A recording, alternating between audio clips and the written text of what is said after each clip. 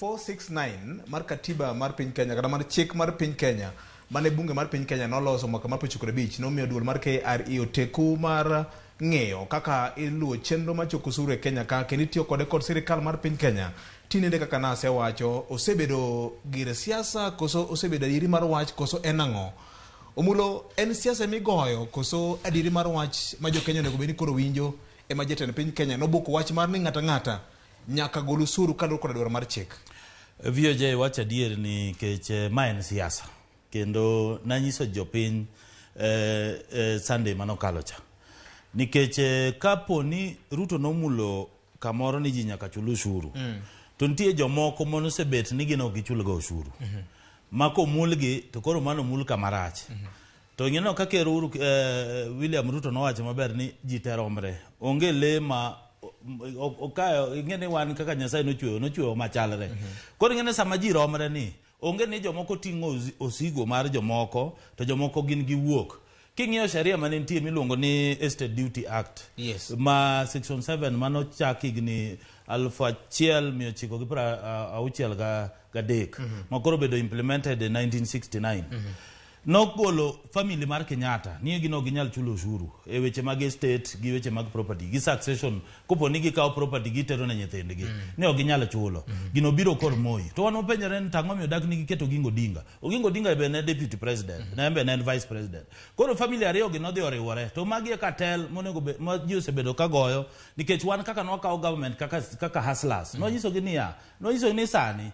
siasa ma sani gore en siasa ma dynasty to wan gima lit nwani jogi owetiyo gi jakom nikech jakom to chulo osuru giwetiyo gi jakom ni koro gin gi fund rallies gi mondo jakom o protect family gi gichulo osuru manye nano kanye gisichulo pesa moro mar jo bank mancha gin go cha mar NCBA cha makano riwore gi NIC cha ne giseyie ni gichule gin gi gowi mar 1.7 trillion monego be ni gichulo sirikal wano kwa nyiso gini gichulte ka gichulo ginyalo chulo gowi mos kare gero mane gichulo 1 million 2 million mos lakini gima dwaro niya onge kaka wanyalo gero government gi pesa mwa ka oko pesa nitie Kenya ka erokamano mana kai ma ufwenyo karang'o nikech nyiune sirikal mokalo cha ing'ene kana wadonje sirikal no wacho maber nyaka 2017 ne gino siepende sirikal den mar Uhuru 2017 nyaka 2022 ne pod en jalup jatend piny Kenya ma ufwenyo karang'o sirikal nen mar Uhuru Kenyatta en president deputy president en jalwedo mar president to ng'eni nyaka miye duties kane wachako wuoth mar dhi Kanan mowacho ni koro ji dhi Kanan mowacho ni mamino kawo dhoge gi lepgi gi gwen gi twe nyaka nyithinde e goki gi ni ji dhi Kanan uduogo nyiso ni nitie nyang e River Jordan wuok udho mosre mbele kacha udiro deputy president e dirisa deputy president nodhi osomo moneno maber niya ing'eni ka in deputy president ing'iyo file ing'eni kare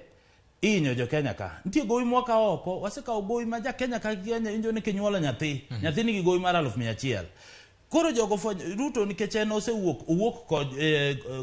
jochan joma no onge nyinge Kenya ka to neno maber ni jogi ka nitie gima timore ka to kayudo kom ni to jomina no koro wuok cartels ma koro wuok ni ok chul ushuru ni nyaka gimbe gichule ushuru erokamano ahinya nikech agombo nu pedro neno ma nitie ne joge gi joge pok wuok apia mar nyiso ni ng'ane gi ng'ane ema ok chul osuru e Kenya kaka unjo Kenya kwanza inano ing'eni onge tiende luongo ng'ato nikech wang'eyo jomiluongo ni dynasty inano joma sani ne siro wache ni wawere gi Mama Ngina Kenyatta onge ng'ama go Mama Ngina Kenyatta onge ng'ama osewuok e wachno lakini jominano ka go dhogi inano Jimmy Wanjigi yani joma nigi pesa iluongo ni the rich joma nigi pesa man gi mwandu man gi kembe madongo man gi gik madongo e Kenya ka man gi lope nitie ng'ata achiel nigi lope mar acres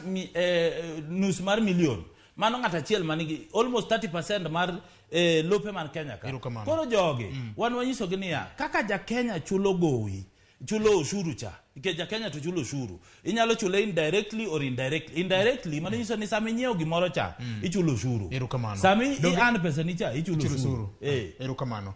mateni iyieri gi wach ni jog chulo osuru nikech samo dhi nyiewo gimoro 16% cha pedo gola makmani land rates ka gi properties ka ema un go gi wach monego be ni miyo Kenya pesa maduong' kabisa ng'ena kana wadonje sirikal wayudo ka bugo kuny kabisa to ng'ene ko yudo ka bugo ni tut ok imed kuny iwuok mondi koking'iyo kaka dhi mbele